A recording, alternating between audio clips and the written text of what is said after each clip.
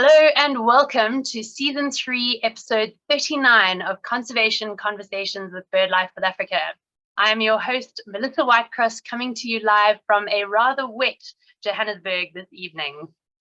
All of our shows are recorded and available on YouTube, so if you miss out because of load shedding or your Tuesday nights have gotten busy with in-person events, never fear, you can always catch up later via our YouTube channel. Tonight, we showcase the science portal for much of Africa's ornithology and avian research through an in-depth look at the journal Ostrich.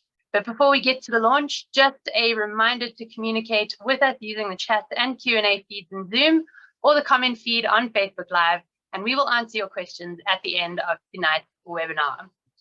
We're on all major social media channels, and you can use the hashtag Conservation Conversations to let us know what you think of tonight's show. Thanks as always for the generous contributions towards our webinars, which help to keep these shows free for all to learn and enjoy.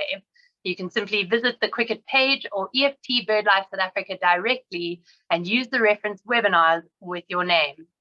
And speaking of supporting our webinars, our donations competition is back. A big thanks to Peter and Irene Ginn for their generosity. We can once again offer a copy of the Ultimate Companion for Birding in Southern Africa. And it's not just one copy up for grabs, but two of our lucky donors during the months of October and November stand a chance to win this incredible set of books. So please make sure to donate via Quicket using the link in the chat room, as well as scanning the code on screen now if you would like to enter. This book is certainly a must-have for all Southern African birders, so please do enter and support us. Bookings for BirdLife South Africa's next major flock event, which will take place at the Wilderness Hotel from 24 to 28 May 2023, are now open. There will be lots of exciting birding on offer and the biannual Learn About Birds event with a science and layman's lab taking place. Spots are limited, so be sure to book yours soon. BirdLife South Africa's AGM will also be taking place on the Saturday with a luncheon after the meeting. So be sure to visit our website to find out more. And a call to action for all of you, our loyal audience. At the end of tonight's webinar, you will receive 2 survey links, one about the show tonight and one about the webinar series overall. We're appealing to all of you to please take some time to complete these for us. It'll provide us with some much needed feedback on how you found the show over the last 3 years, where we should be taking it into 2023, and if anything needs to change to make your Tuesday nights more enjoyable. I'll also post the overall survey link in the chat box after tonight's introduction. But on to tonight's main event. Alan is no stranger to conservation conversations and is the big brain behind much of BirdLife South Africa's research and data crunching as the program manager of BirdLife South Africa's Science and Innovation Program. He's also been the editor-in-chief of Ostrich, Journal of African Ornithology, for the past 6 years. His dedication to growing and improving Ostrich during his tenure has been remarkable and has earned the journal its best-ranking metrics to date, positioning it as one of the top ornithological journals in the world. Joining Alan tonight is Lester Isaacs, Sales and Marketing Manager at the NISC Publishers. Lester's worked in the academic publishing industry since 2005 and has held his current position since 2010. He has responsibility for managing the marketing, subscriptions, and circulation of NISC's host of leading African journals, which publish content from a range of academic disciplines. He prepares journal strategy reports for editors and coordinates marketing initiatives with international co-publishers Taylor and Francis. Lester is currently pursuing an MBA at the Rhodes Business School. But enough about our intro. Let's hand over to our incredible speakers this evening. Alan, Lester, it is wonderful to have the two of you on the show. And I'm going to hand over to Alan to share his screen. And while we're doing that, Lester, you're welcome to greet everybody. And then Alan can take us away. Hello, everyone. Lovely to see so many participants here today. Absolutely. Great stuff. Alan, over to you. And if the techno gremlins do strike, bear with us. Alan's coming from the heart of the beautiful Karoo. Thanks, Melissa, for the introduction. Hello, good evening to all the viewers tonight. Great to see some familiar faces in the audience. Thanks for joining me today on a talk that's slightly different and perhaps out of the comfort zone of the average bird watcher. So Ostrich is the Journal of African Ornithology, the Scientific Journal of BirdLife South Africa, and we're starting the slide with a few covers from the ages, the 90 years that Ostrich has been on the go. And in case you tuned in tonight because you thought this was a talk about ostriches, sorry to disappoint. If you're on YouTube, then that's great. You can pause, you can read all these fun facts about ostriches, which I won't be going on to in any detail tonight, but fascinating birds, very interesting birds, valuable birds for our economy. So what is Ostrich? So it is a peer-reviewed ornithological journal. All right, so what is peer review? Again, if you're on YouTube, you can pause the video and read through that infographic on the side, which is basically the long and complicated route that it takes from an author to from after they've written the article to submit it to the journal and then get it through the peer review process and accepted by the journal and then finally published for fame and glory.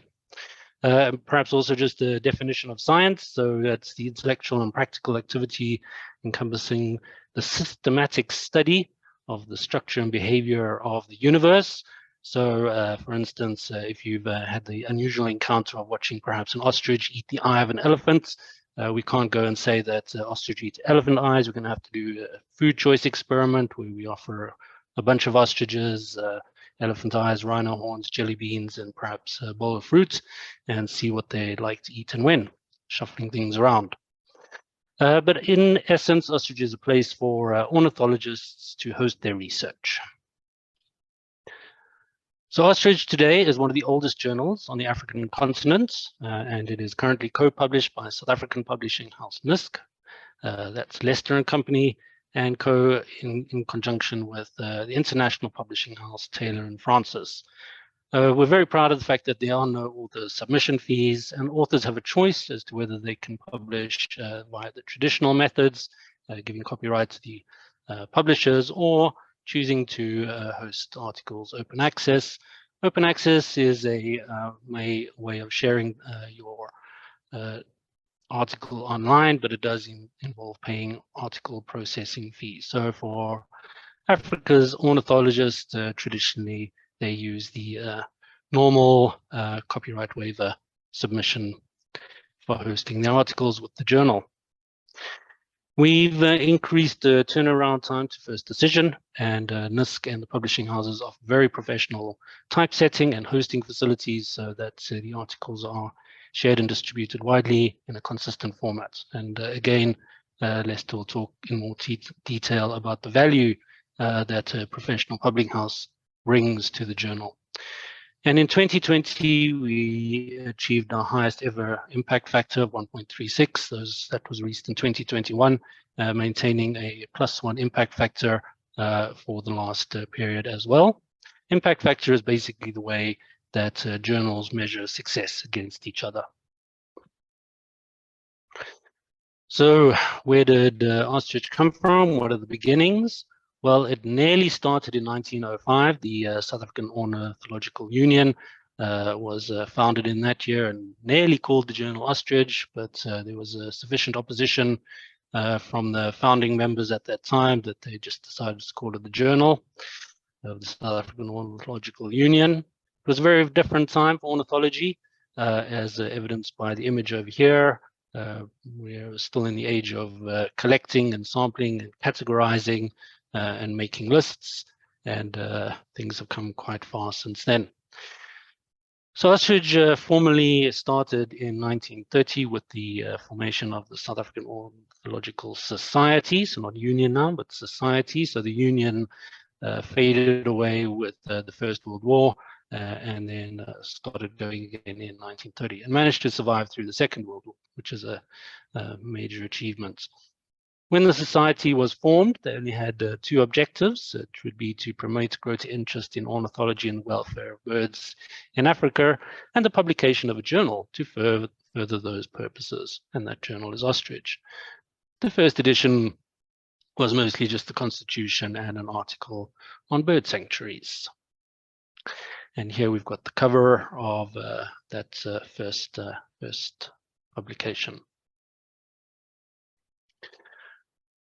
Over the course of the following decades, there were various editors, including famous people like Bunty Owen, Adrian Craig, Richard Dean, Ara Monaghan, Lizanne Roxburgh, even Peter Ryan was editor for a year, Terry Oatley. But as publication costs started to increase, there was growing dissatisfaction with the amount of money of the membership fees that were being paid that were going just to publishing the journal.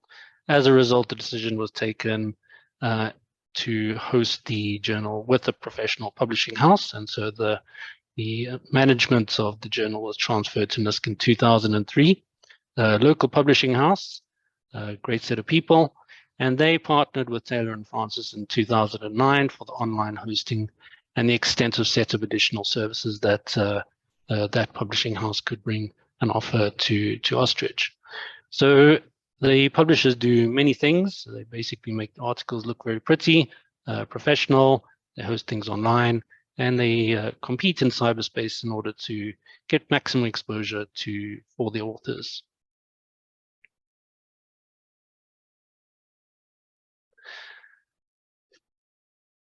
Ostrich boasts being the leading journal of African ornithology, and so I thought it would also be quite good to review who else hosts African ornithology across the continent. The last time I checked, the only other journal with an impact factor was Malimbus, the Journal of West African Ornithology, although Scopus might have caught up by now. That's the Journal of East African Ornithology. Many countries, especially BirdLife international affiliated ones, such as BirdLife Zimbabwe, host their own journals. So the Honey Guide is an example of that.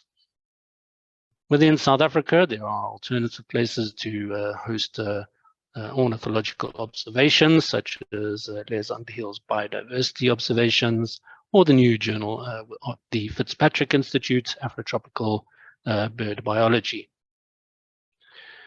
Outside the continent, there's also the African Bird Club, a UK-based organization which produces a bulletin, which is also full of fun-filled facts, especially from tropical and Western Africa. And these three journals, IBIS, Bird Conservation International, and EMU, also publish quite a bit of ornithology related to Africa and its birds. But not only is Ostrich the top journal in Africa, it's also one of the world's top 20 ornithological journals. This chart over here is an illustration of a summary of where journals are hosted. Majority, or a lot of these, are in Europe and North America. The blue and the peachy bar over there, with the Global South poorly represented.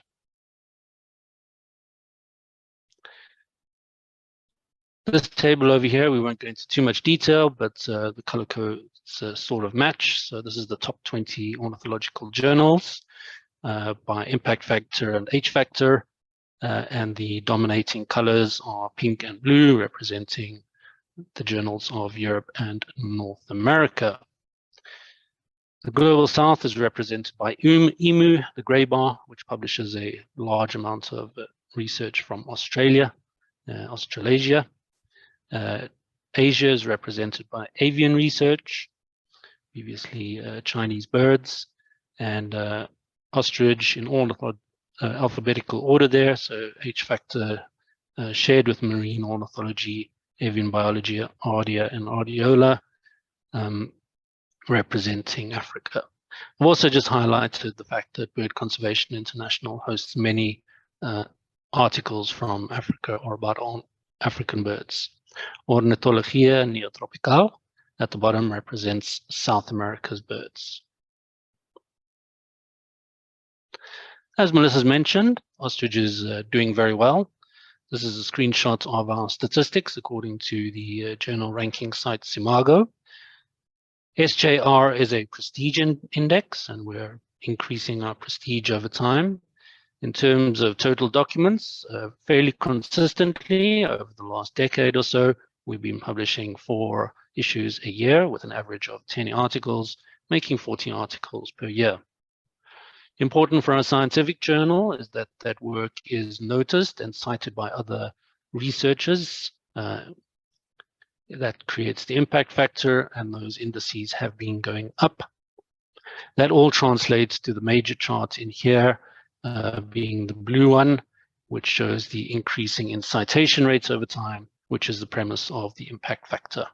How useful ostriches science is to other ornithologists and the rest of the world. So the SJR Prestige Index I've illustrated here for ornithological journals, Ostrich, Ibis, Emu, and Bird Conservation International. And Ostrich started off on a low baseline, about 0.25, but is now catching up with Emu, and we could say also with the other international ornithological journals. So doing very well. This index is based on where your science is being cited, and so if your science or your articles are being cited in Science and Nature, then your prestige index increases. Linked to all of that is the fact that articles are being more commonly downloaded. These are statistics from the Taylor and Francis website, which hosts the digital formats of the articles, and downloads are increasing. And those article downloads aren't just from South Africa and Africa. The pie chart indicates that North America, Europe, Asia, many places in the world are accessing content published within Ostrich. So do downloads translate into citations and actual use? This is a similar chart from the one before, but now we're looking at the number of citations from the Web of Science. So most of those are tracked from South Africa, but many of our articles are also cited from America, England, Australia, Spain, Germany, and other parts of the world. So the research we're publishing in Ostrich is of usefulness to ornithologists or scientists throughout the world. There are many reasons that impact factor and prestige are increasing. These are a few of the things that I've undertaken since I joined in 2016. First of all, half of Africa speaks French. So it made sense to introduce translations of the abstracts into French. So that's now done by volunteers. I appointed various new associate editors to better represent Central and Western Africa. Appointed an advisory board. We set up a Twitter account to better promote the articles which were being received. So please do subscribe or follow if you're on Twitter, Ostrich JAO, Journal of African Ornithology. We increased the turnaround time to first decision, resulting in overall good satisfaction rates from published authors. We had best student paper awards. We introduced double-blind peer review. This is only a few of the things that contribute to increased interest in the journal. One of the very important aspects that have resulted in more attention to the journal are the annual special issues. So I'd like to give a special thanks to the guest editors who did contribute their time and efforts to organizing these. We started in I started in 2017 with the Vulture special issue with Darcy Agado, Campbell Mern, and Jean-Marc Thiollet. Susie Cunningham of the Fitzpatrick Institute led a special issue, or coordinated a special issue on birds of Africa's arid zones. That was followed by Siobhan Reynolds, who did a waterbird special issue. Doug Hairbottle, who we know from Sabab 2, now at Salt Lake University. And Kimberly did one on citizen science. And Petra Sumaskutna pulled off a very popular and successful urban bird special issue, possibly with the focus on raptors, making it one of the most popular special issues to date. As we speak, we're busy wrapping off our current special issue with guest editor Dayo Osanubi on Africa and Eurasian birds. I also like to take the opportunity to acknowledge all the associate editors and advisors scattered across South Africa, Africa, and the world. They do a lot of this work that creates rigorous or leads to rigorous research being published in the journal, starting up with Nina Coetzee at Nelson Mandela University, Susan Miller of the Fitzpatrick Institute, Adrian Craig, David Mapisa, Colleen Downs are Ostrich on the Ostrich Advisory Board, Doug Herbottle, Melissa Whitecross, it should be a very familiar profile picture, and Maps Mapalala representing Swaziland. Matthew Noakes just returned to a position at the University of Witwatersrand, and of course an expert in bird physiology. Across the rest of Africa, Jessica Kemper is an expert on penguins and seabirds, based in Namibia. Alejandra Coron is based in Mozambique, expert in tropical birds.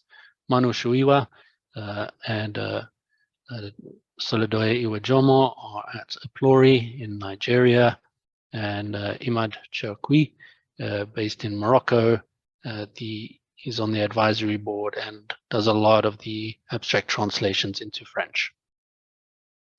Just for fun over here, I've also put Cameron Blair because he was busy doing his fieldwork in Zambia at the time of the preparation of the slide, doing his master's at the Fitzpatrick Institute.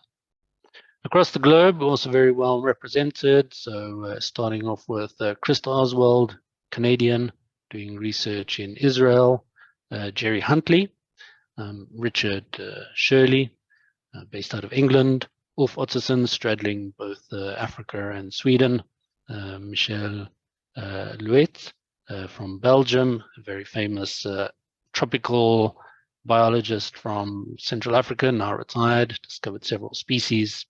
Mandy Ridley is well known for running her pied babbler projects in South Africa, but she's based in Australia. And Graham Oatley, who is now based in New Zealand and does a lot of editing of articles related to genetics.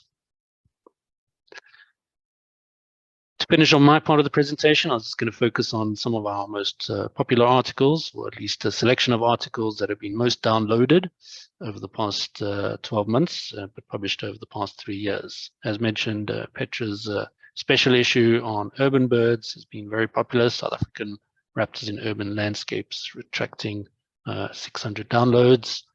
An article of mine used African Bird Atlas project data to examine how pentads on urban areas are compared to nearby rural areas in a controlled pair design in conjunction with Siobhan Reynolds and other collaborators from the African Bird Atlas project. So everyone who's a citizen scientist, thank you very much for that one.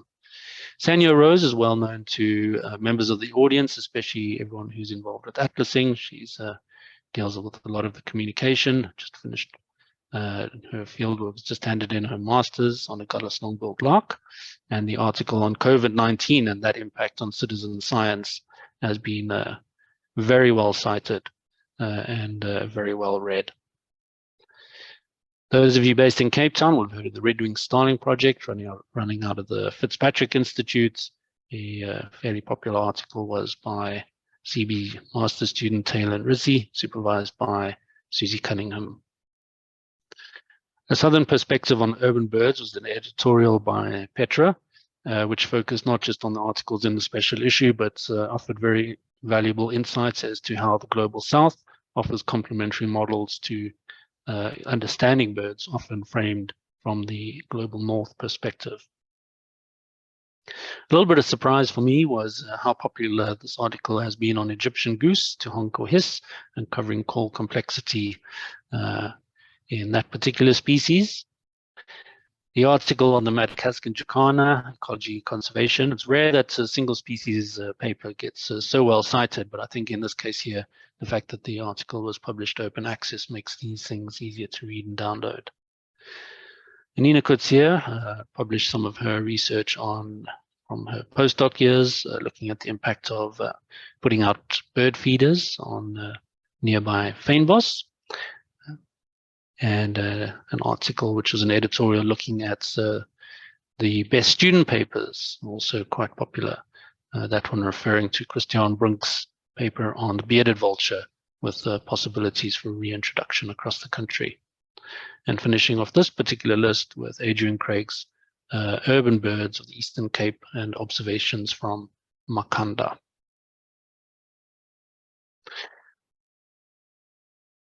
So the things that are frequently downloaded don't always mean that they're properly within the broader birding community or society as a whole. And for that, there's an alternative measure of popularity. It's called Altmetric, which measures how frequently an article is being mentioned in Twitter feeds, Facebook, news posts, blog feeds, etc. And one of the most popular articles there has been by Vonnegut Barold with Peter Ryan and Sam Ralston on the large diversity of birds killed by wind turbines in South Africa. Quite surprising is that in second position is an article which has only been released online. It's coming out in the next special issue on the population trends of resident and migrant birds using a ringing data set, a long-term ringing data set from Nigeria, from the researchers at Aplori. As editor of Ostrich, one sometimes gets somewhat interesting and entertaining submissions to the journal. And when I received this one on fossil bird tracks from the Cape Coast, I thought that would make something slightly different, and indeed it's proved to be of interest to the broader public. In number 4 is an article by Jonah Gula and his collaborators looking at how population of 6 African storks are doing across Africa and that relationship with protected areas. And in summary, especially the birds of the Western African region do not seem to be doing very well.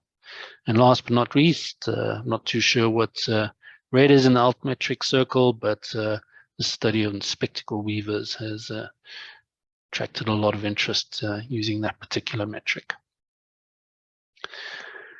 So I'll end off my half of the presentation just by thanking very specifically all the authors, all the ornithologists who have chosen to host their research using Ostrich. The reviewers put in a lot of attention and time, often go unacknowledged in order to check articles and improve articles.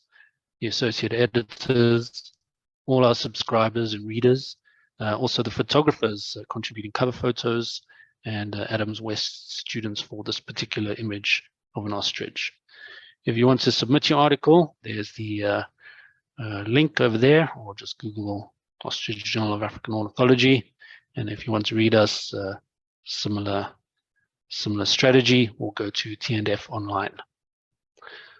With that, thank you very much. Thanks, Alan. Lester, are you ready to go? There we go. Good. I'm just going to share my presentation. Thanks so much, Alan, for that. Really, really insightful. All right, take it away, Lester. You got that? All right. You got my presentation? Yes, we can see it. Wonderful. Thank you. Thanks, Alan. And thanks, everyone, for entertaining me. I'll try and get through a lot of ground. What I'm going to cover is just a broader view of the journal publishing domain in which Ostrich operates. A lot of ground to cover. I'll try and get through it all quickly, and if there are any questions, you can always come back to something at the end. So journal publishing, as it is now, started in 1665 with 2 journals, one in France. I won't try and pronounce the name of that journal, but perhaps more importantly with the Philosophical Transactions of the Royal Society, which is a science journal and still exists today. When that journal was started, the editor stated the aims as registration, so that is a place where scientists could register their ideas and lay claim to new discoveries. Dissemination, that's sharing those ideas with others. Certification, that's to prove that those ideas were legitimate, that they were thoroughly researched, and then preservation, so that there was somewhere where those ideas could be stored for the long term. And really, the publication industry, the journal publishing industry is still about that. Prior to this, a lot of information was, scientific information was published in monographs, and really there was no independent verification of who published their monograph first. It was hard to get the information out there fast enough, and the journal publishing system enabled that sort of independent verification and for things to happen slightly faster. Initially, articles were just accepted by the editor on the editor's whim. This one is good, this one's bad. But over time, a peer review system came into place, and that really became the standard within the middle of the 20th century. So today, there are approximately 40,000, well, more than 40,000 journals. About 30,000 of those are in English, publishing over 3 million articles a year. So there's a lot happening. So how does publishing work? Well, if an author has an idea, they would then write that in an article that's submitted to a journal that goes through a peer review process. If it is approved for publication, goes to the publisher who produces it, who goes through a production process and produces, in the old days, a print journal, which is then sent out to subscribers. Often libraries or society members would have received those print copies, and then the libraries preserve that information for posterity. Hopefully, really the main goal of the publication process is for other scientists to then read that content, reuse it, cite it in new work, and then you advance the field of science, and you get that cycle where new content is created.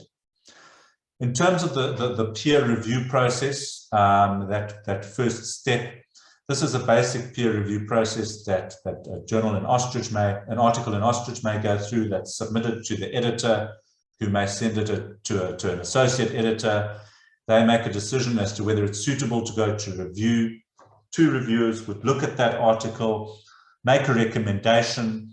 There would likely be a back and forth between the reviewers and the author to get that article up to scratch, and hopefully it would then be accepted for publication. The benefits of this peer review process, well, for the author, really, at the end of the day, that's improving their article, identifying fundamental errors. But for the public, that's removing some of the author's personal biases. It's a roadblock to poor science entering the public domain. We've all seen the consequences of poor science entering the public domain with the COVID pandemic. And really, to the reader, peer review conveys trust. It's a quality assurance that you know if you read something in Ostrich, this has been through a process that it's been vetted, and I can trust the information that comes out of the journal. There are other types of peer review. As Alan alluded, Ostrich uses double-blind peer review. That means that the author doesn't know who reviews their article, and the reviewers don't know who the author is. That has really become the gold standard in peer reviewing, but there are other methods, and that might be post-publication, where just the article is published online as is, and members of the public are encouraged to review it and improve it over time. Maybe the reviews are published online, etc. But a lot of these are very experimental, and double-blind is still the gold standard.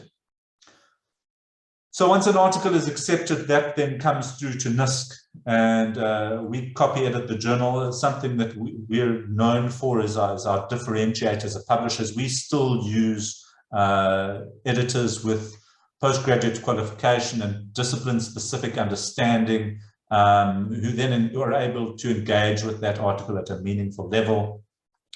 The figure work is improved. The publisher handles the agreement between the author and the publisher. That covers copyright, confirmation of the article meeting ethical standards that are expected, maybe confirmation that the article is not published elsewhere. It's a unique piece of work. It's original. There's a typesetting and layout process for PDF and XML for print. Then the article will go to the author and the editor for final sign-off, a final proofreading by the copy editor, and then the final process for publishing it online and in the print is that you assign it a unique identifier, digital identifier, and each author gets their own identifier so that we can track their research over time. So what I said NISC is known for is copy editing, and we still use the highly qualified copy editors who pay great attention to the detail of an article, and this is the process that happens in-house.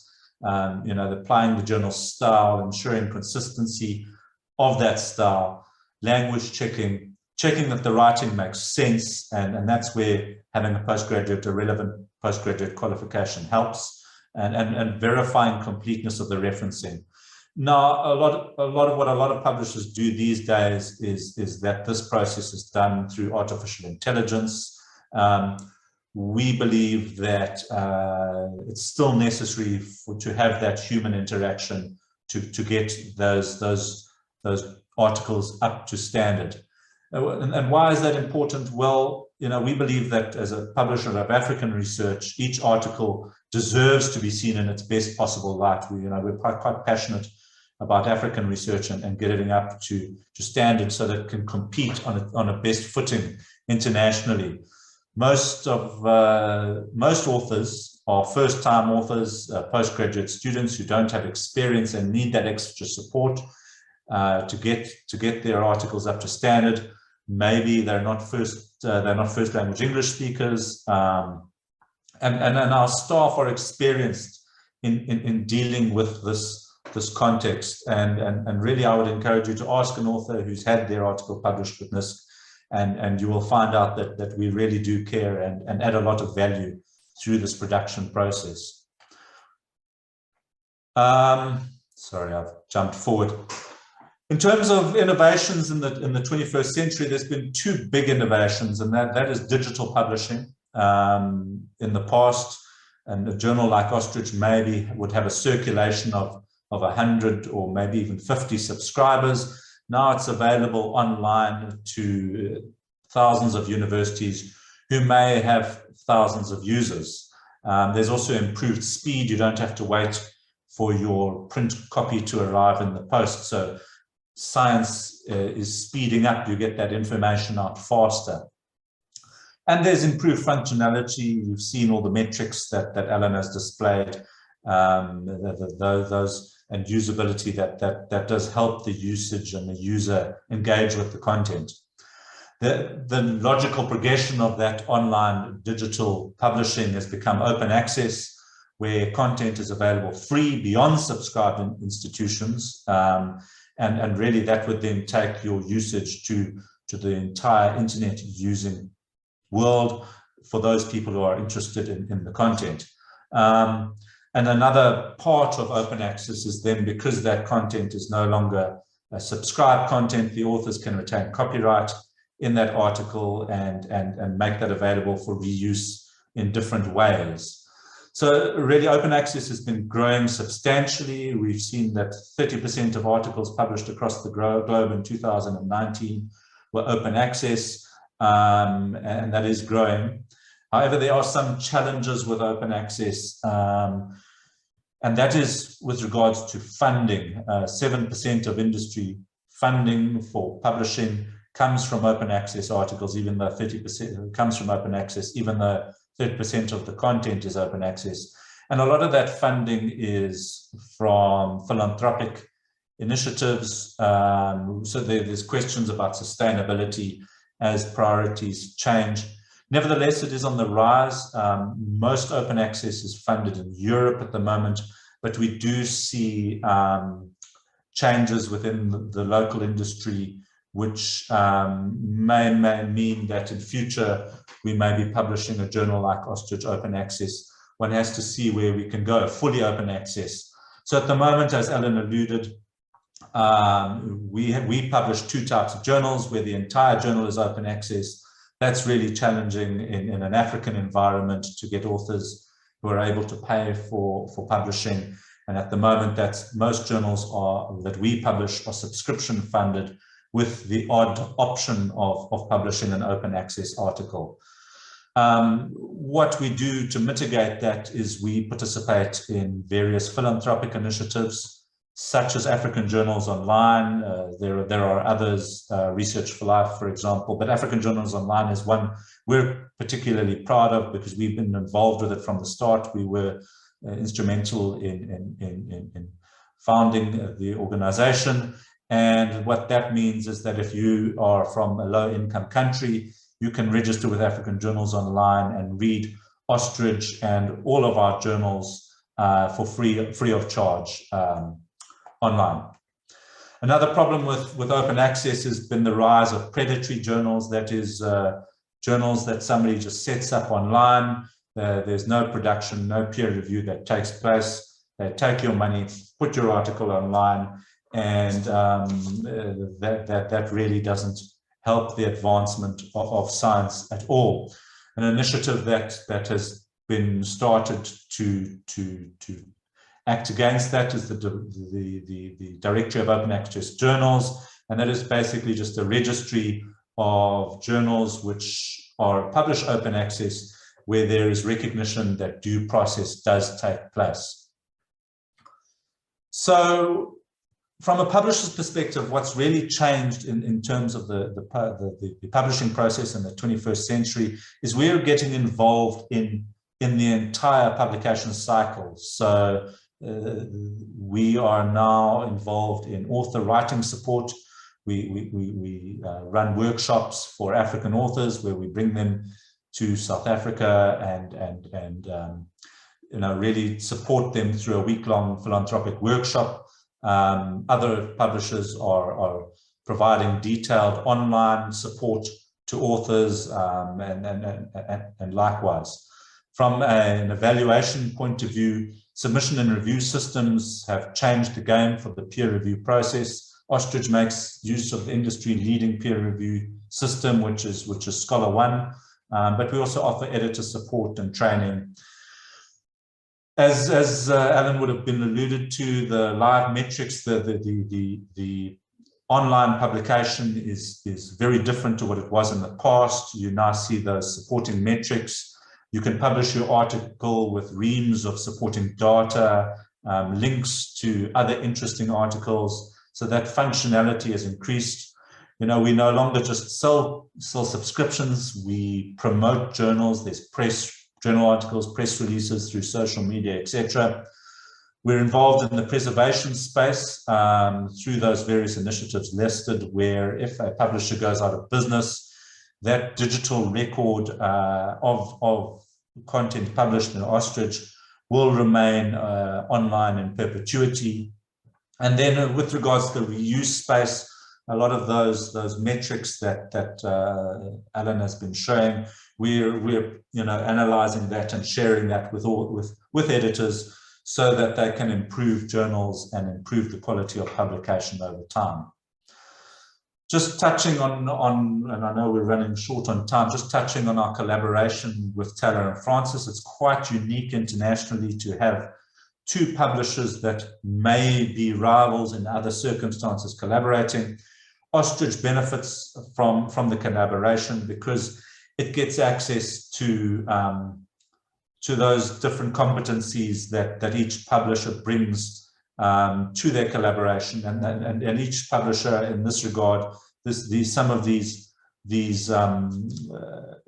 competencies are what help one another, which makes the partnership work for one another. So, for example, a publisher like NISC may be more flexible to have unique arrangements with a journal.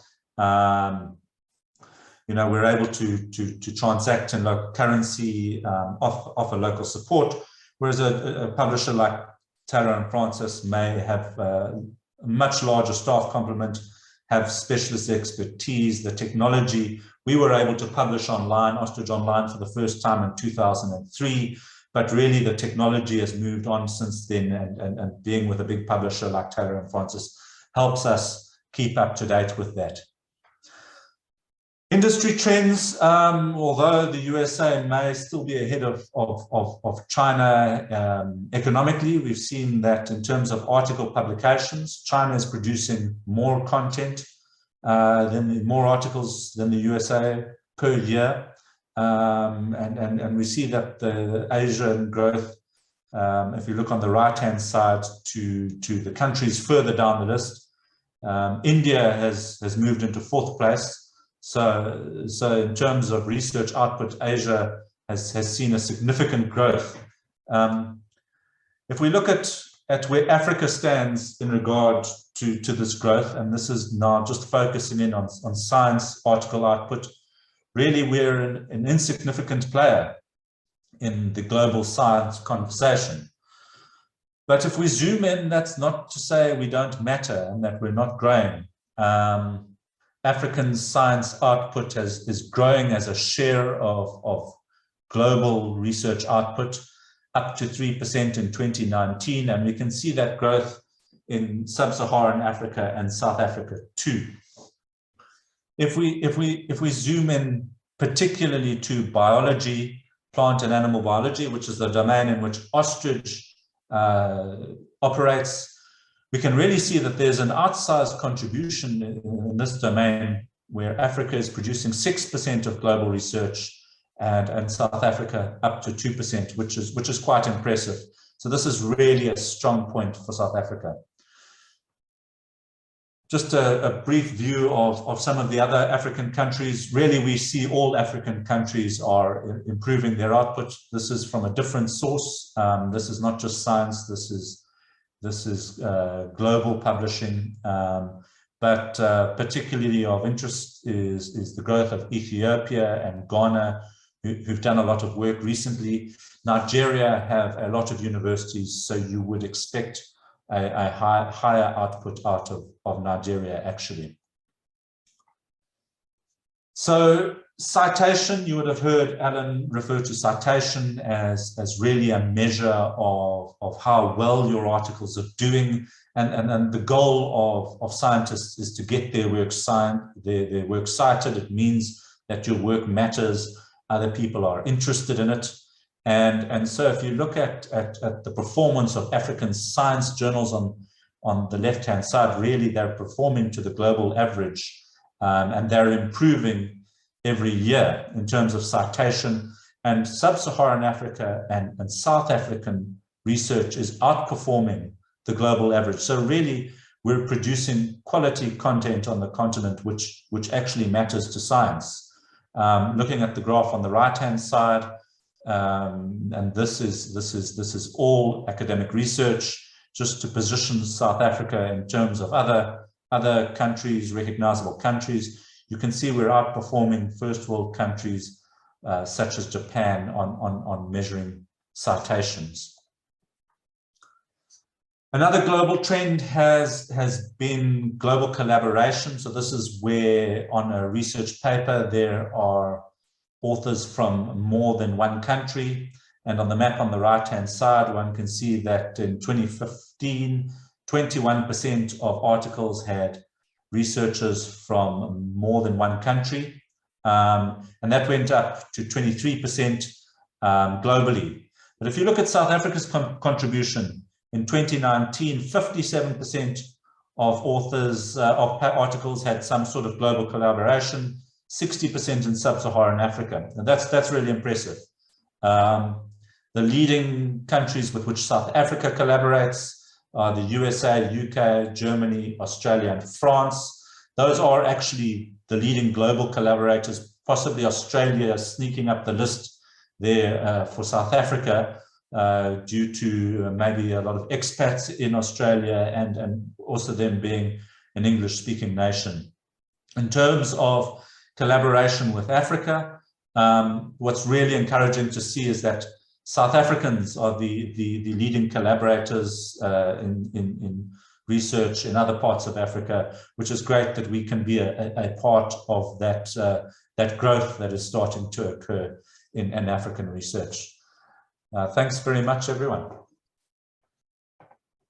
Thank you so much, Lester, and thanks, Alan. That was certainly a very thought-provoking webinar. As we said, something a little bit different from our usual conservation conversations repertoire, but so fascinating to see some of the metrics behind the incredible science that is emerging from South Africa and is linked to the wonderful journal that is Ostrich. Alan, I see you've done a great job of answering the handful of questions that did come through, but maybe just a nice one to reiterate to the audience who may not have picked it up. Eleanor Mary asked how many different issues of Ostrich are published each year. Would you mind just answering that one for us, please? So we aim for 4 issues each year. It's usually 3 regular issues and a special issue. Fantastic. And have we got any plans in the pipeline for a future special issue that maybe people should start prepping for? Indeed, we've got 2 special issues, well, for next year. One on molt with Professor Adrian Craig and Birgit Ernie at SEEK. That one should be of interest to bird ringers. So again, we're also hoping to rope in some European collaborators.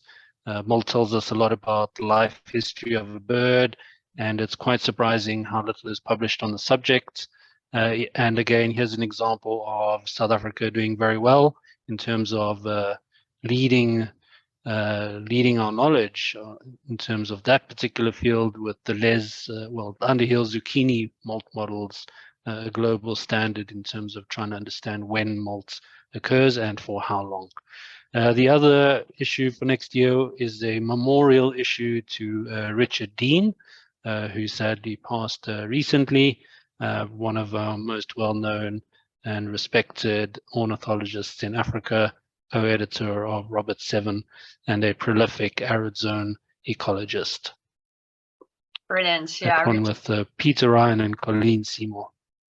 Fantastic. Absolutely, Richard, a behemoth in the ornithological and ecological world. That's great that we'll be honoring him that way. Thank you, Alan. Lester, there's a question for you. You obviously went into detail about the different peer reviewing, but how exactly are peer reviewers selected in the double-blind review model you spoke about as the gold standard? Yeah.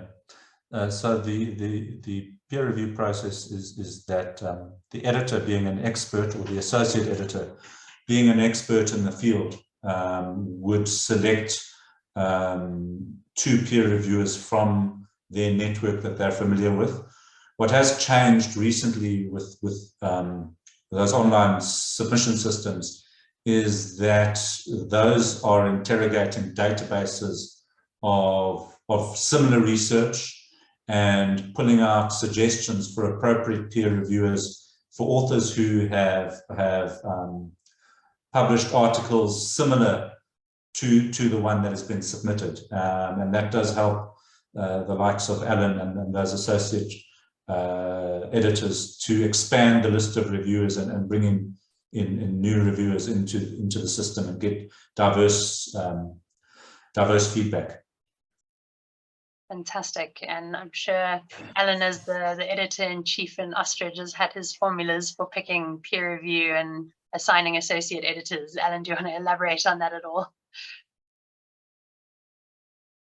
Yep, so the field of associate editors, they've all been selected because they tend to be an expert in one field or another. So, for instance, in pollination ecology, fynbos birds specifically.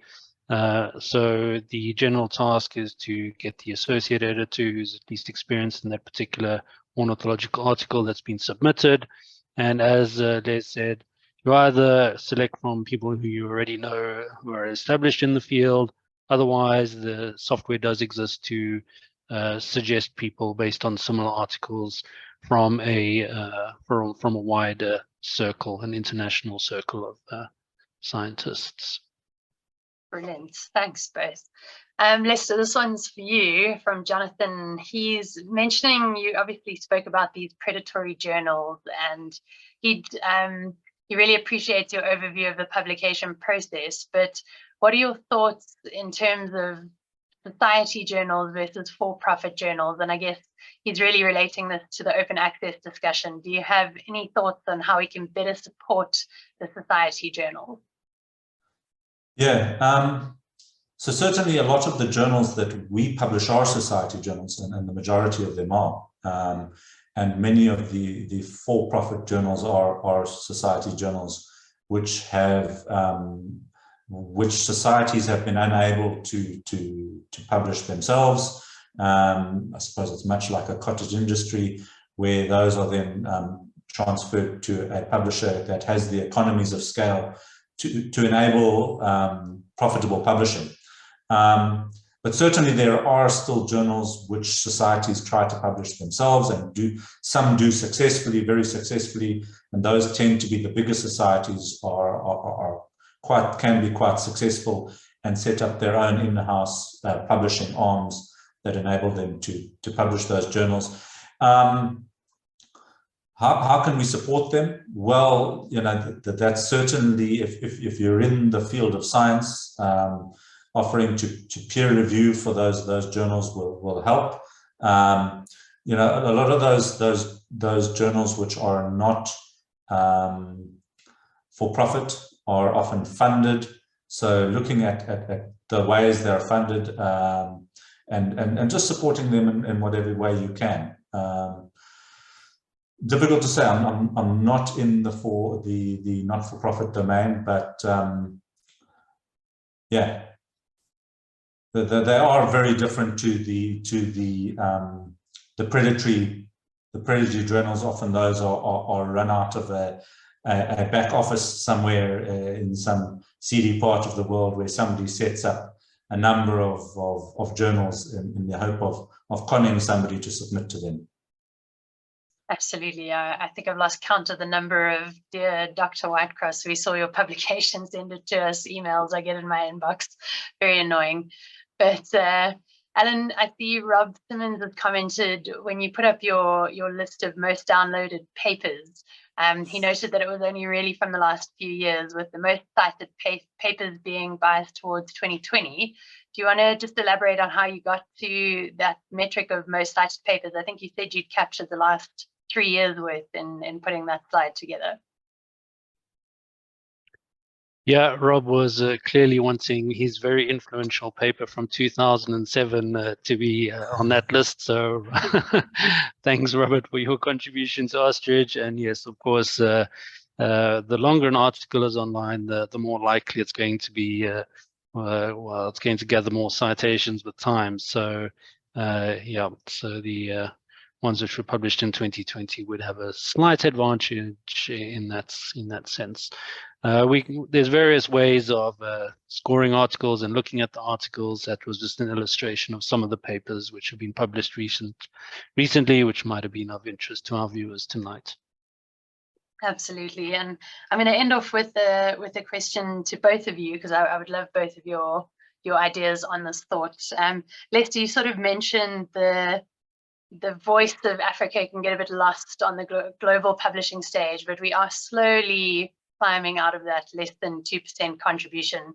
How do we go about improving that contribution on the global stage, and what is it really going to take to put African science punching well equal to some of the bigger countries like the Indias and the Chinas that have really launched out of the blocks and are dominating? What do we need to do to fix that?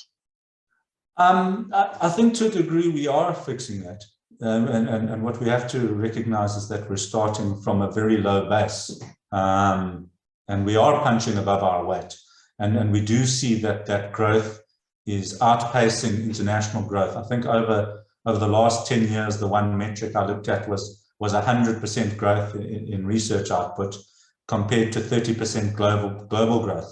So it will take time for us to catch the likes of China, and we're probably looking at a long time in terms of how far they are ahead of us.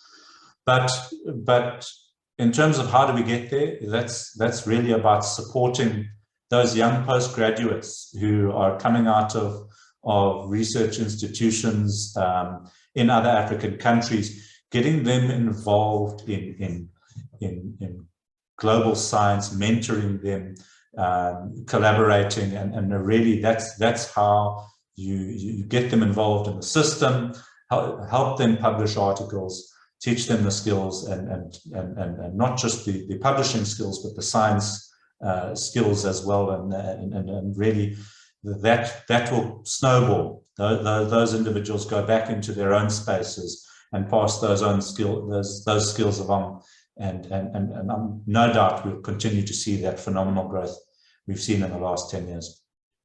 Fantastic. And Alan, if we put an ornithological spin on that, how do we get Africa's ornithology being recognized on the global stage even more so than the brilliant work you've done with Ostrich so far?